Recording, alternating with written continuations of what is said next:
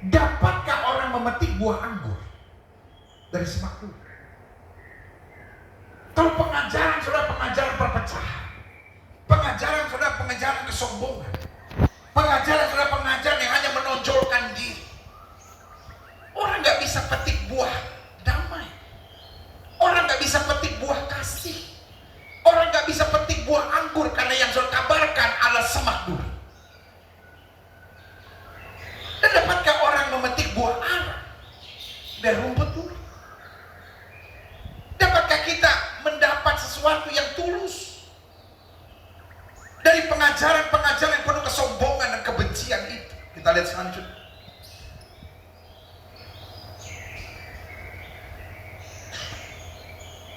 Demikianlah setiap pohon yang baik menghasilkan buah yang baik.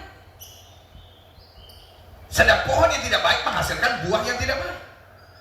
Tidak mungkin pohon yang baik itu menghasilkan buah yang tidak baik, ataupun pohon yang tidak baik itu menghasilkan buah yang baik. Ayat 19. Dan setiap pohon yang tidak menghasilkan buah yang baik, dengar ya, setiap hamba Tuhan yang pengajarannya ujung-ujungnya hanya meninggikan diri, yang ujung-ujungnya hanya mencari materi, yang ujung-ujungnya hanya menonjolkan kemampuannya sendiri, yang ujung-ujungnya hanya membanggakan segala sesuatu yang dia punya, Alkitab berkata buah yang pohon yang tidak baik pasti ditebang. Biar Tuhan yang menebang. Alkitab tidak suruh kita menebang. Ada banyak orang yang hari-hari ini mengaku diri sebagai apologet Kristen. Dia mau tebang pohon-pohonnya. Lu belajar di mana sih? Sekolah teologi sudah di mana sih? Dapat doktornya di mana sih? Dapat masternya di mana sih? Dapat sarjana teologi aja di mana? Baca Alkitabnya di mana sih, saudara? Alkitab tidak pernah mengajarkan kita untuk menebang pohon itu, karena ayat ini bilang apa? Coba lihat. Dan setiap pohon yang tidak menghasilkan buah yang baik pasti ditebang dan dibuang ke dalam api. Siapa yang tebang? Tuhan sendiri. Tugas kita hanya menasihati, bukan mempermalukan, bukan menyerang. Tugas kita bukan berdebat dan memojokkan, bukan. Tugas kita berdiskusi. Kalau berdiskusi sudah tertutup pintunya, tugas kita mendoakan. Tugas kita menjaga kawanan domba kita. Tugas kita bukan untuk saling mempermalukan dan menjatuhkan, karena pohon yang tidak baik pasti akan ditebang. Siapa yang tebang? Bukan lu. Saya bangga sama kawan-kawan saya yang dipercayakan Tuhan dengan panggilan apologet. Dan saya terus mendoakan mereka, karena lewat mereka banyak-banyak orang diselamatkan. Tapi jangan sampai kau dipakai Tuhan untuk menyelamatkan banyak orang. Tapi seperti apa Yesus katakan kepada orang Farisi, engkau membawa mereka masuk, tapi kau jadikan mereka lebih jahat, karena kerjaannya hanya ngeritik, nyerang, menjatuhkan, mempermalukan. Kan sekarang banyak sekali orang yang bangga bisa menciptakan akun-akun satir, tujuannya untuk membongkar bobrok-bobrok dalam pelayanan. Tuhan yang tahu semua. Kalau memang yang kau bongkar adalah kebobrokan, saya percaya Tuhan memberkati, Tuhan menolong. Tetapi kalau yang kau buat hanya untuk menyalurkan roh kebencian, untuk menciptakan perpecahan yang diciptakan oleh setan dalam diri, sebagai hamba Tuhan yang mencintai saudara, saya hanya mau bilang, yang melayani dengan tulus akan terus maju. Tetapi yang hatinya busuk akan dimuntahkan oleh Tuhan. Sebagai hamba Tuhan yang dari tahun 1984 sudah mengabarkan Injil, dan sebagai hamba Tuhan yang dari tahun 1991 sudah ada di televisi, waktu itu di RCTI, saya ingin memeluk saudara dalam kasih dan mengingatkan saudara, buang hati benci saudara, buang hati kepahitan saudara, Tapi mari melayani dengan tulus. Mari melayani meninggikan Kristus. Mari melayani dengan bergandengan tangan. Orang-orang yang gak benar selalu ada di sekitar kita, tapi mari kita kabarkan kasih. Mari kita saling menolong, mari kita saling membantu, mari kita saling menegur, mari kita saling berdiskusi. Karena ingat, kita pun masih harus banyak belajar. Apa sih kesombongan yang merasuk saudara? Sampai saudara merasa saudara udah di puncak kehebatan, paling hebat, paling luar biasa. Pokoknya semua yang bertentangan dengan saudara harus saudara sikat, harus saudara serang, harus saudara jatuhkan, harus saudara permalukan. Karena saya yang paling benar. Roh setan di dalam diri saudara. Jangan tertipu. Saya mencintai saudara. Sekali lagi saya bilang, saya ingin memeluk saudara untuk berkata, mari kita bergandengan tangan. Panggilan kita boleh berbeda-beda, tetapi musuh kita tetap sama. Panggilan kita berbeda-beda, musuh kita tetap sama, dan strateginya itu aja. Strategi musuh selalu apa? Menciptakan perpecahan, menciptakan kesombongan, menciptakan keangkuhan, menciptakan perasaan benar sendiri. Itu udah lagu lamanya iblis, saudara. Dan sebagai hamba Allah, saya mau ingatkan, panggilan saudara sebagai apologet terlalu mulia untuk akhirnya tertipu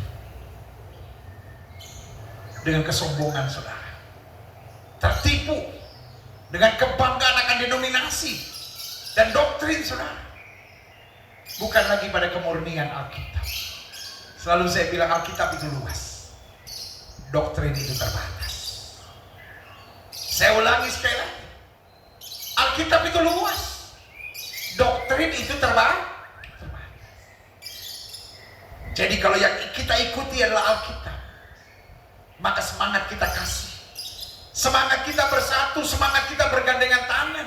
Tapi kalau yang kita ikuti doktrin, semangat kita semangat kesombongan, semangat menonjolkan diri, semangat perpecahan, semangat untuk menolak orang lain sambil berkata kami berbeda karena saya bukan kamu dan kamu bukan saya. Mari kita pegang Alkitab dan jangan tertipu dengan doktrin. Saya tidak bilang doktrin itu kacau. Yang saya bilang doktrin itu hanya mengarahkan pada Alkitab. Dan doktrin bisa berbeda-beda, tetapi Alkitab tetap pegangan utama kita. Sehingga perbedaan doktrin tidak harus menjadikan kita musuh. Perbedaan doktrin bukan berarti kita harus menyakiti satu sama lainnya. Perbedaan doktrin adalah pengajaran untuk kita belajar menundukkan diri, saling menghormati di tengah perbedaan, sejauh masih berpegang pada firman Tuhan yang setuju katakan yeah. Selanjutnya saya pelajari ayat 20. Dan setiap pohon yang tidak menghasilkan buah yang baik pasti ditebang. Siapa yang tebang? Tuhan. Dan dibuang ke dalam api. Siapa yang buang ke dalam api? Tuhan. Bukan tugas kita. Tuhan gak pernah kasih kapak untuk kita menebang pohon-pohon yang tidak baik. Hello. Tuhan gak kasih kita kapak untuk menebang pohon. Tapi Tuhan kita kasih kita hati yang mengasihi, untuk mendoakan, untuk berdiskusi, untuk ajak ngobrol, untuk saling sharing dalam kasih Tuhan, dengan harapan ada banyak perubahan signifikan yang dapat terjadi. Ayat 20 bilang begini, jadi dari buahnya lah kamu akan mengenal mereka. Ya, ayat 21, bukan setiap orang yang berseru kepadaku Tuhan, Tuhan akan masuk dalam kerajaan surga, melainkan dia melakukan kehendak Bapa-Ku yang di surga. Pada hari terakhir banyak orang akan berseru kepadaku Tuhan, Tuhan, bukankah kami bernubuat demi namamu dan mengusir setan demi namamu dan mengadakan banyak mujizat demi namamu juga? Lihat, bukankah kami? Iya kan? Bukankah kami? Bukankah kami? Bukankah kami? Jadi dia tinggikan, yang dia banggakan bukan pelayanannya tapi dirinya. Ada banyak orang yang bilang, oh ini nubuatan bahwa orang-orang karismatik, orang-orang Pentakosta semua masuk neraka. Karena yang bernubuat, yang usir setan, yang sembuhkan orang sakit, itu orang-orang karismatik dan Pentakosta. Aduh saudara kekasih dalam Tuhan, Itu penafsiran yang paling ngaco yang pernah ada, saudara. Baca Alkitab itu yang betul. Alkitab Tuhan yang suruh kok. Tuhan yang bilang ada karunia bernama bernubuat. Tuhan yang bilang sembuhkan orang sakit, doakan orang sakit. Iya kan? Tuhan yang suruh usir setan. Jadi kalau saudara bilang ini gambaran orang karismatik dan orang Pentakosta semua mati masuk neraka, itu adalah kebodohan karena tidak memahami firman Tuhan dengan betul. Yang ada hanya kebencian di dalam hati saudara. Saya nggak tahu kenapa. Ada orang-orang tertentu, pokoknya orang karismatik, pendeta Pentakosta, mulai mengajar apa, mulai menyembah bahasa roh, langsung diserang, langsung disikat. Menurut saya, saudara sudah offside. Kata gereja kita memang berbeda. Orang karismatik memang percaya bahasa roh. Orang karismatik memang mengajar tentang perpuluhan. Orang karismatik memang dengan bangga mengajar ada karunia-karunia roh. Orang karismatik memang dengan bangga menekankan tentang kekudusan. Kita berbeda, silahkan. Tapi saudara kasih dalam Tuhan. Jangan sampai hatimu dipenuhi dengan begitu banyak kebencian. Lalu pertanyaan saya pikir hati yang penuh kebencian dengan sesama saudaramu itu bisa membuat saudara masuk surga? Bawahnya kalau saudara dengar orang karismatik lagi pujian penyembahan itu buat saudara jijik gitu. Terus yang kayak gitu masuk surga? Itu tanda bahwa hatimu busuk. Iya. Kalau saudara melihat orang Katolik sedang berdoa, saudara melihat orang Protestan sedang berdoa, saudara melihat orang HKBP sedang berdoa, saudara melihat orang Gemim sedang berdoa, saudara melihat orang GKI, GPIB lalu merasa, ih kok pujiannya begitu ya? Orang kayak gitu gak bisa masuk surga. Kenapa? Karena hatimu busuk, saudara. This is not about denomination. This is all about expression. Ini soal ekspresi. God sees your heart. Tuhan lihat hati. Dan satu hal yang saya tahu, yang masuk surga ada orang yang hatinya penuh dengan cinta. Saudara, ketika anak saudara ngomong begini, Mama, aku mau makan. Saya tersenyum. Bukan karena dia sempurna, tapi karena saudara mengerti apa maksudnya. Hello? Terus siapa yang bisa bilang paling sempurna? Reform? GKI? GPIB? Baptis, Advent, Katolik, Karismatik, Pentakosta, Protestan. Siapa yang bisa bilang paling sempurna? We are all nothing. Kita semua gak ada apa-apanya. Kita di hadapan Tuhan. Tuhan harus mengerti kita karena kita orang berdosa yang menuju pada kehancuran. Paulus bilang apa? Kita semua seperti bunga rumput. Ini kan Alkitab bilang apa? Kita semua seperti bunga rumput, pagi bertumbuh, petang lisut dan layu. Sok merasa diri yang paling mengerti. Kalau kita bisa diselamatkan, bos, karena anugerah. Karena itu saya bahagia lihat ayat ini. Coba. Iya ya. Pada hari terakhir, banyak orang yang berseru kepadaku, Tuhan, bukankah kami bernubuat demi namamu dan mengusir setan demi namamu dan mengadakan banyak mujizat demi namamu? Jangan salahkan nubuatnya, bos. Jangan salahkan usir setannya, bos. Jangan mengadakan banyak mujizatnya, bos. Tetapi kaminya, penonjolan dirinya, kebanggaan dirinya. Makanya Alkitab bilang selanjutnya 23, pada waktu itulah aku akan berterus terang kepada mereka dan berkata, aku tidak pernah mengenal kamu. Anyah dari hadapanku, kamu sekalian pembuat kejahatan. Karena Alkitab bilang Allah benci orang sombong. Allah melawan orang yang congkak, orang yang menepuk dadanya dan merasa itu jasa kami, itu kemampuan kami, itu kehebatan kami, itu kekuatan kami. Yesus bilang, I don't know you. Aku tidak mengenal kamu. Lihat selanjutnya, klik. Nah sekarang kita lihat Yeremia 48 ayat 10. Terkutuklah orang yang melaksanakan pekerjaan Tuhan dengan lalai, dan terkutuklah orang yang menghambat pedangnya dari penumpang darah. Perhatikan kalimat ini, Saya mau saudara sungguh-sungguh, karena gini ya, di dalam Alkitab ada dibilang bersalah, ada berdosa, tetapi ayat ini bukan bilang bersalah berdosa, ini lebih dalam lagi, terkutuklah. Nah, Yeremia 48 ayat 10 bilang begini, terkutuklah orang yang melaksanakan pekerjaan Tuhan dengan lalai. Perhatikan, berarti orang yang terkutuk ini bukan sekedar penjina, orang yang terkutuk ini bukan sekedar penyembah berhala, orang yang terkutuk ini bukan sekedar drug addict, ya kan? Orang yang terkutuk ini bukan orang yang sekedar melakukan tindakan-tindakan jahat apapun, tetapi ayat ini bilang terkutuklah orang yang mengerjakan pekerjaan Tuhan dengan lalai. Artinya apa? Tidak sesuai dengan apa yang Tuhan mau, tidak sesuai dengan apa yang Tuhan perintahkan, tidak sesuai dengan apa yang Tuhan mau kehendaki. Yang dia kerjakan hanyalah apa yang dia mau sendiri. Bahasa saya bilang, suka-suka sendiri. Ya, suka-sukanya dewe, saudara, ya kan, suka-sukanya sendiri. Nah, kita lihat selanjutnya, ya kan, dalam pendahuluan saya tekankan begini. Jelas penekanan firman Tuhan yang dapat masuk surga adalah mereka yang melakukan kehendak Allah. Taruh tangan kanan sudah di dada. Sama-sama bilang sama saya harus melakukan kehendak Allah. Amin. Ayo sama-sama bilang sama saya harus melakukan kehendak Allah. Ayo sekali lagi sama-sama bilang sama saya harus melakukan kehendak Allah. Amin. Kita lihat selanjutnya.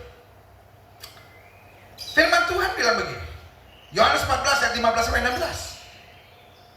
Jikalau kamu mengasihi aku, jelas, sangat jelas, kamu akan menuruti segala perintahku. Wow, haleluya. Jika kamu mengasihi aku, simple. Bukti bahwa kita mencintai Tuhan, kita melakukan segala yang Tuhan perintahkan. Bukan soal saya bisa atau nggak bisa, bukan soal saya nyaman atau tidak nyaman, bukan soal saya kuat atau tidak kuat, tetapi siap melakukan segala yang diperintahkan Tuhan. Selanjutnya, klik. Ayat 16. Aku akan minta kepada Bapa dan Dia akan memberikan kepadamu seorang penolong yang lain.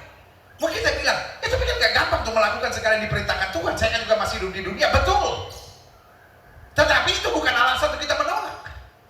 Itu bukan alasan untuk kita berkata nggak sanggup, tetapi itu alasan untuk kita berseru kepada Tuhan. Karena ayat selanjutnya bilang, aku akan minta kepada Bapa dan Dia akan memberikan kepadamu seorang penolong, supaya Ia menyertai kamu, Ia menolong kamu, Ia menguatkan kamu. Alkitab bahasa Inggris berkata comforter, the one that will make your life in comfort.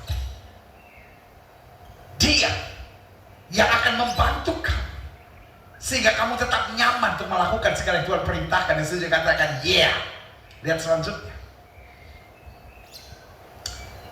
Kehendak Allah yang harus kita laksanakan. Dia sudah berkata, oke, kalau kita mau harus melaksanakan kehendak Allah, apa contohnya? Klik. Yang pertama, bertobat dan menyerahkan diri untuk dibaptis. Itu adalah kehendak Tuhan. Iya kan? Bukan sekedar, oh ya saya percaya. Oke, tapi pertanyaannya, apakah kita cuma sekedar percaya? No, bertobat. Dan setelah bertobat, kita harus menyerahkan diri untuk dibaptis. Iya, baptis dimulai dari kegiatan orang Yahudi namanya mikveh. Apa itu mikveh? Mikveh itu kolam pentahiran. Jadi kira-kira kalau saudara sepupu kita itu seperti wudhu, iya kan? Sebelum sembahyang wudhu. Nah, kalau orang Yahudi, ya kan? Kita harus jujur bahwa semua agama monoteisme akarnya dari Yahudi. Nah, kolam pentahiran buat orang Yahudi namanya mikveh. Mikveh itu sebelum orang sembahyang, orang Yahudi sembahyang, atau setelah orang Yahudi merasa melakukan dosa dan sadar, atau sebelum orang Yahudi mulai membaca Alkitab atau imam-imam menulis Alkitab, atau sebelum orang Yahudi merayakan Syabat, dia harus masuk kolam pentahiran. Kolam pentahiran itu berisi air hidup. Maksudnya bukan air dari pompa. Dia harus datang dari air hujan atau sungai yang mengalir. Air hidup disebutnya. Dan orang yang mau mengambil mikveh, dia harus turun masuk ke dalam kolam tersebut. Air harus ada di atas kepalanya. Tanda bahwa dia ditahirkan. Dan kemudian dia harus benamkan dirinya 7 kali. 7 langkah sempurna, tanda sungguh-sungguh dia sempurna dibersihkan.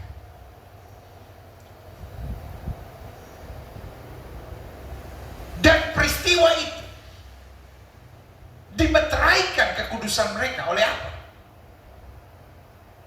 Oleh Yom Kippur, hari raya penebusan. Jadi ini penebusan kecil disebutnya. Tetapi kemudian masuk pada Yom Kippur atau hari raya pendamaian, yang kita tahu 1 tahun 1 kali imam akan masuk ke bait suci.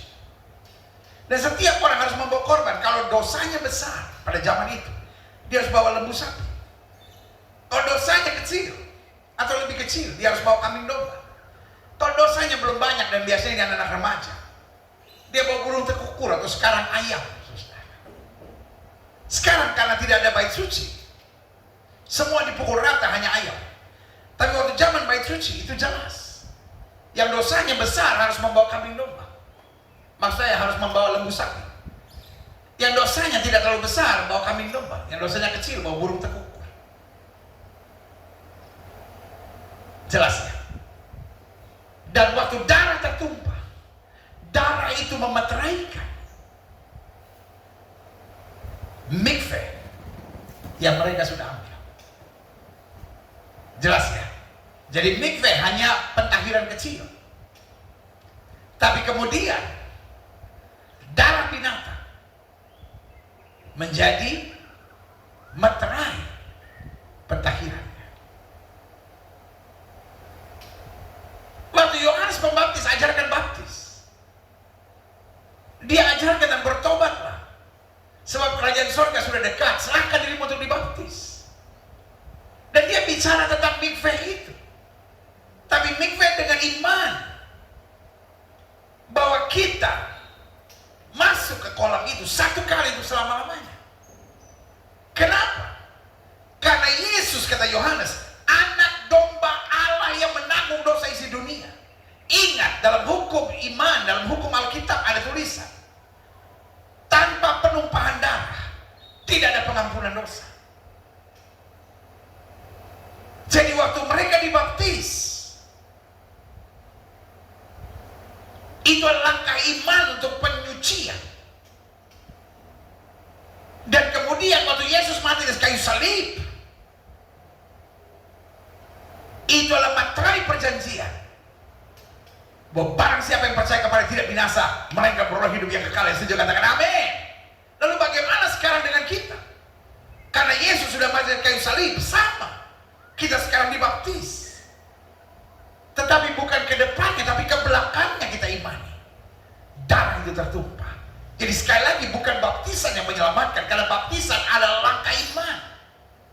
Tetapi materai keselamatan kita lewat darah tertumpah di kayu salib. Saya harap sudah mengerti. Makanya waktu Yesus mau dibaptis oleh Yohanes, Yohanes bilang, loh, aku yang harus dibaptis dengan kamu. Lalu Yesus bilang apa? No, ini harus kita kerjakan untuk menggenapi seluruh kehendak Allah. Jadi kehendak Allah yang pertama, agar kita bertobat dan dibaptis. Yesus saja tidak dibaptis waktu kecil. Yesus saja dibaptis setelah memulai atau siap untuk memulai pelayanannya. Berarti setiap kita harus jujur dan mengakui, bertobat. Dan setelah bertobat baru menyerahkan diri untuk dibaptis. Yang kedua, saya perhatikan kehendak Allah yang harus kita laksanakan, mengampuni dan melupakan kesalahan orang terhadap kita. Kalau kita tetap menyimpan dendam, kita tetap menyimpan kepahitan, kita menyimpan tetap segala kekecewaan dalam hidup kita. Meskipun kita ke gereja, meskipun kita baca Alkitab, meskipun kita jadi pemuji di gereja, meskipun kita jadi pemain musik di gereja, meskipun kita jadi guru sekolah minggu di gereja, tapi artinya kita akan dimuntahkan Tuhan. Artinya Tuhan belum mengenal kita karena kita tidak melakukan kehendaknya. Karena orang yang melakukan kehendak Allah, dia mengampuni, dia melupakan segala kesalahan karena dia didorong oleh kasih. Yang ketiga, apa? Melakukan kehendak Allah. Yang pertama, dibaptis. Yang kedua, mengampuni dan melupakan kesalahan orang terhadap kita. Yang ketiga, sabar. Pak, sabar. Ibu, jangan emosian. Sabar, belajar berserah dan menguasai diri. Karena Alkitab berkata, orang yang menguasai diri, dia sama seperti seorang pahlawan yang berhasil merebut kota. Amin. Tetapi orang yang tidak mampu menguasai diri, dia sama seperti kota yang roboh temboknya. Jangan beralasan iman lalu jadi orang yang suka maki orang, waduh, memaksakan kehendak. Saudara yang kasih dalam Tuhan, kehendak Tuhan sabar. Daud dikutuk. Orang-orangnya Daud menatap Simei dengan marah sambil berkata kepada Daud, siapa anjing mati ini sampai berani mengutuk tuanku? Daud gak bilang sikat. No. Daud seorang pemberani. Dia tidak pernah gentar. Bahkan ketika Goliat memaki-maki bangsa Israel, semua ketakutan, Daud yang berani maju. Tapi untuk dirinya sendiri, dimaki-maki orang, dia sabar.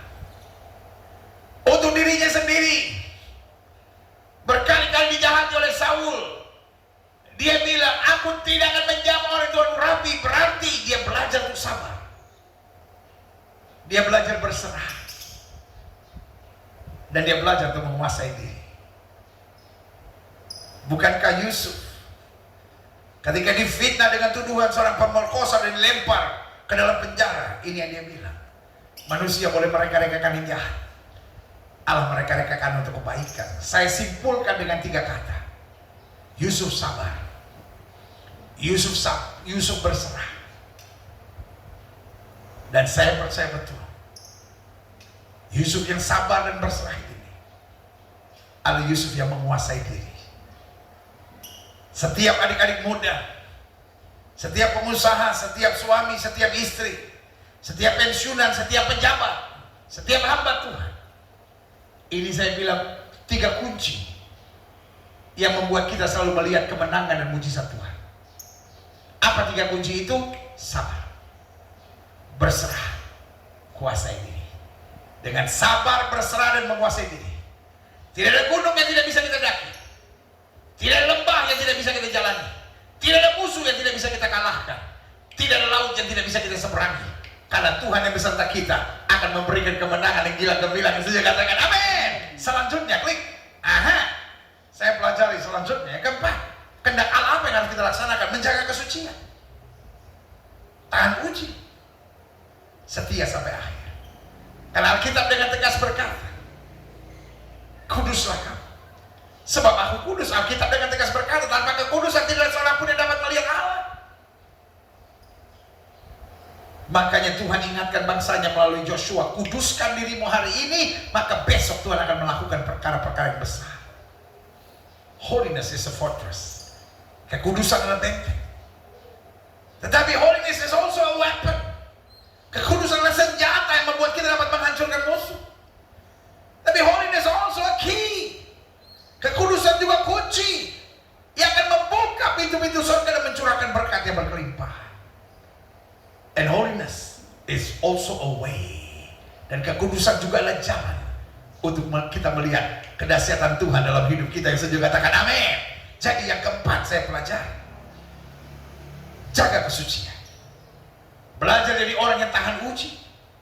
Jangan jadi orang yang kecewa di tengah-tengah ujian. Jangan jadi orang-orang yang menyalahkan Tuhan di tengah ujian. Jangan jadi orang yang menyalahkan hamba Tuhan di tengah ujian. Jangan jadi orang yang menyalahkan orang di sekitar kita ketika kita menghadapi ujian. Tapi jadi orang menjaga kesucian, tahan uji, dan setia sampai akhir.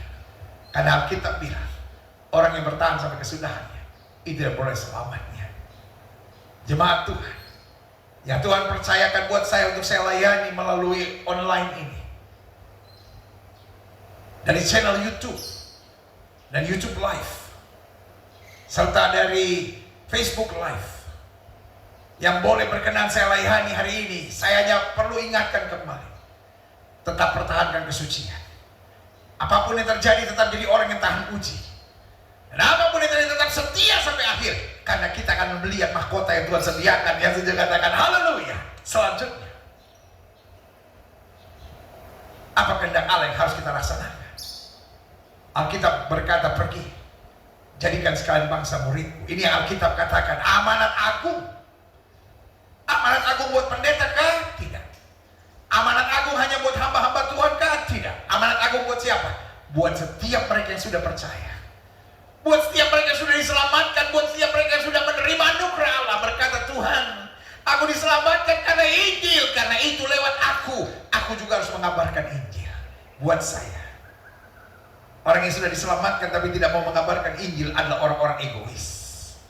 Saya mengerti, iblis taruh dalam otak dan hatimu berbagai alasan untuk kau tidak mengabarkan Injil. Ya, saya kan masih banyak kekurangan, saya kan masih banyak kelemahan, saya kan masih banyak keterbatasan, saya kan juga masih belum mampu, saya kan juga orang baru. Saudara kekasih dalam Tuhan, Tuhan gak suruh kita mengabarkan Injil dengan sempurna. Tuhan hanya suruh kita mengabarkan Injil. Karena justru dengan mengabarkan Injil kita semakin takut berbuat dosa. Justru dengan semangat mengabarkan Injil kita makin sungguh-sungguh mau belajar, mau mendekat kepada Tuhan, mau mengalami kasih Tuhan, dan mau mengasihi jiwa-jiwa. Iblis benci. Iblis gak mau kita mengabarkan Injil karena kita pikir, oh kan saya manusia biasa, saya masih senang berbuat dosa. Loh, justru kalau kita mengabarkan Injil kita makin takut berbuat dosa. Folks, I love you. Jemaat yang olehnya Tuhan percayakan, saya gembalakan, meskipun melalui online ini, dimanapun sudah menerima berkat firman Tuhan ini, kabarkan Injil. Kabarkan Injil lewat perkataan. Kabarkan Injil lewat kesaksian hidup kita. Kabarkan Injil lewat karakter keseharian kita. Kabarkan Injil dengan cara hidup kita yang berkenan kepada Tuhan. Dan kabarkan Injil lewat prestasi-prestasi kita. Dan kabarkan Injil lewat nilai-nilai kehidupan yang kita pertahankan dalam hidup kita. Supaya kita gak jadi sama dengan dunia. Karena kita ada di dunia, tapi kita bukan berasal dari dunia ini. Yang saja katakan haleluya. Amin. Selanjutnya saya pelajari. Klik. Aha.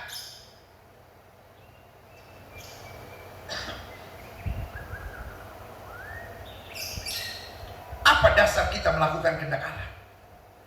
Ada beberapa dasar utama kita melakukan kehendak Allah. Yang pertama, kita bersyukur karena segala kasih. Kenapa kita melakukan kehendak Allah? Bukan supaya diberkati, bos. Oh, kita harus bayar perpuluhan. Oh, kita harus melayani supaya kita diberkati.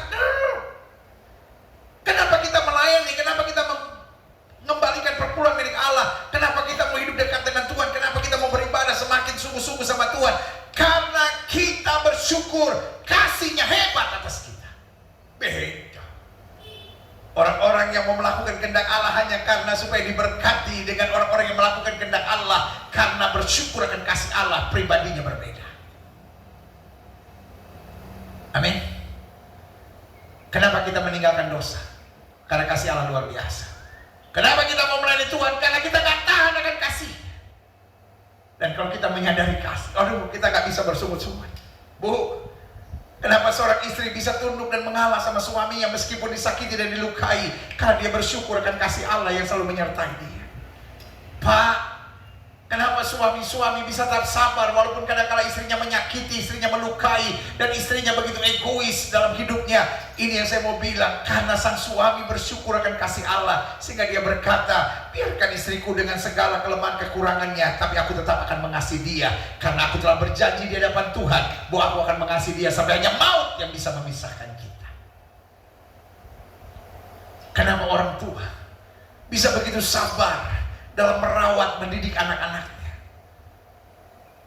Kalau hanya karena ingin diberkati, satu saat dia juga akan stres dan maki anak-anak gila semua. Waduh.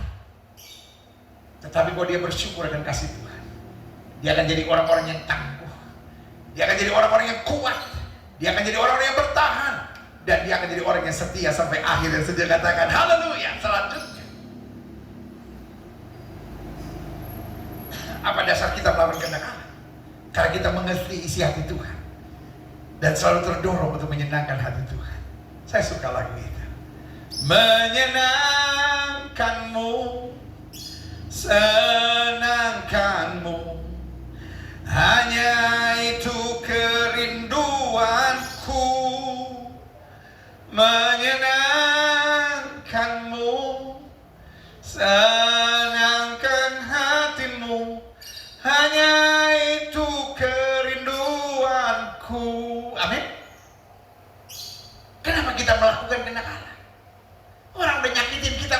ampuni, orang kok sudah melukai kita, kok kita masih doakan. Kenapa? Karena kita mengerti isi hatinya Tuhan. Kita terdorong untuk menyenangkan hati Tuhan senantiasa. Kita kadang-kala cuma sibuk sama perasaan kita sendiri. Ya, tapi saya sakit hati pendeta, tapi saya nggak terima pendeta, saya nggak tahan, saya kan udah sabar ya pendeta, saya kan udah ngalah ya pendeta. Tiba-tiba jadi menolong gini, saya takut. Yang lu tahu hanya isi hati lu, perasaan lu jaga muka lu saja. Muka saya mau taruh di mana? Muka saya mau taruh di mana? Ya taruh di situ, jangan pindah-pindahin. Ngerti gak maksud saya? Iya kan? Saudara, tapi kalau kita mengerti isi hatinya Tuhan, kita berkata seperti Sadraq, Meshach, Abednego. Kalau Tuhan yang kami sembah, aku tolong, dia tolong. Tapi untuk melanggar firman, untuk menyembah dewa Tuhan Raja, kami tidak mau.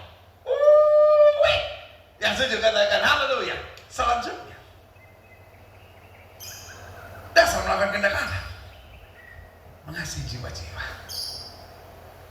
Kita tanya sama orang dunia, kenapa kamu tolong orang yang susah? Orang dunia jawab apa? Karena saya percaya hukum karma. Satu saat saya susah atau anak saya susah, ada yang tolong. Kita tanya sama orang dunia, kenapa kamu bantu orang miskin? Ya, supaya saya masuk surga. Iya kan? Jadi orang dunia dasarnya cuma dua. Karena takut karma, dan yang kedua karena mengejar surga. Berbeda sama kita. Surga udah disediakan buat kita, dan kita tahu hari depan kita secara janji-janji Allah. Kenapa kita berbuat baik? Karena kita mengasihi jiwa-jiwa. Kenapa kita mengasihi jiwa-jiwa? Karena Yesus telah terlebih dahulu mengasihi kita. Mengasihi lebih sungguh. Mengasihi lebih sungguh. Tuhan lebih dulu mengasihi kepadaku, mengasihi lebih sungguh. Haleluya. Suaranya penting, yang penting Tuhan lebih dahulu mengasihi kita. Nyanyi, kayak suaranya bagus. Tuhan gak lihat suara, Tuhan lihat hati. Yang lihat suara tuh lu. Ya kalau suara bagus lebih mantap sih, ya kan? Tapi yang saya mau jelaskan buat setiap saudara, kenapa kita melakukan kehendak Allah? Karena kita mengasihi jiwa-jiwa. Tuhan sudah angkat benci, Tuhan sudah angkat keserakahan, Tuhan sudah angkat kerakusan, Tuhan sudah angkat keegoisan, pementingan diri sendiri. Sehingga kita berkata, Tuhan, biar bukan kehendak-Mu yang jadi, melainkan kehendak-Mu yang terjadi, supaya hidupku menjadi berkat buat jiwa-jiwa yang membutuhkan kasih Tuhan. Haleluya. Selanjutnya, apa dasar kita melakukan kehendak Allah? Karena selalu rindu menjadi serupa dengan Kristus. Amin. Selalu rindu menjadi serupa dengan Kristus. Kita ada di dunia, tapi kita tahu Kristus yang menyelamatkan kita adalah Kristus yang mempersiapkan kita untuk menjadi ahli waris kerajaannya. Alkitab berkata sehingga dia menjadi yang sulung di antara banyak saudara, supaya kita dapat berkata, aku hidup, tapi bukan lagi aku yang hidup, tapi Kristus yang hidup dalam aku. Sehingga orang berkata, orang melihat perbuatanmu yang baik dan memuliakan Bapamu yang di sorga. Selanjutnya klik, saya pelajari apa yang harus kita jaga motivasi kita. Tadi kita sudah belajar apa dasar kita melakukan kehendak Allah. Nah, harus yang kita jaga motivasi kita. Satu, jangan kita melakukan kehendak Tuhan, jangan kita melakukan firman, jangan kita hidup benar di hadapan Tuhan kelihatannya, tapi hanya karena takut neraka. Ada banyak orang ditanya, kenapa kamu melayani? Ngeri, nanti kalau nggak melayani dikorok di neraka, dipanggang di neraka, dibakar. Beda. Orang yang melayani, taat, setia karena takut, beda sama orang yang karena mengenal Yesus sebagai Tuhan dan Juru Selamat yang begitu mengasihi Dia. Kenapa kita melayani?